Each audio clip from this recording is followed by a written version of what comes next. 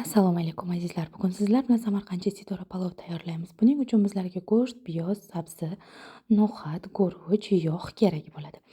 Zig'ir yog'ini bir cho'mich solib isitib olamiz va orqasidan semichka yog'ini solib yaxshilab isitib, so'ng go'shtimizni solib, orqa oldini qizartirib pishirib olamiz va tuzini ham o'shanda solamiz. Orqasidan piyozni solib qizarguncha qovuramiz. Oltin rangga kirganidan so'ng sabzini solib yaxshilab qovuramiz. Orqasidan qolgan sabzilarni ham solamiz va bir ozgina dimlab, so'ng suvini solamiz. Zirvagini yaxshilab qaynagandan so'ng ivitib qo'yilgan guruchimizni yuvib solamiz. Suvini ham rostlaymiz, tuzini solamiz.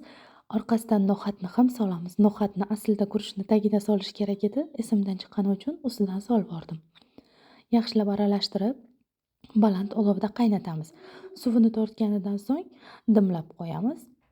10-15 daqiqa dimlaymiz. 10-15 daqiqadan so'ng mana qarab guruchlarimiz yetilib qoldi. Oshimizni teskarisini o'giramiz. Sabzisiga tegmaymiz. Tegmaydigan qilib, chiroyli qilib o'giramiz va mana oshimiz tayyor. Yana 10 daqiqadan so'ng suzsak bo'ladi.